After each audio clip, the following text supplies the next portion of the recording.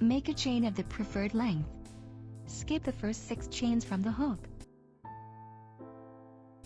Work 1 double crochet stitch inserting the hook in the 7th chain under the back loop.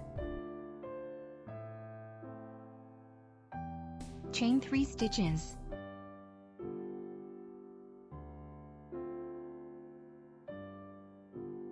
Work another double crochet stitch inserting the hook in the same 7th chain under the back loop.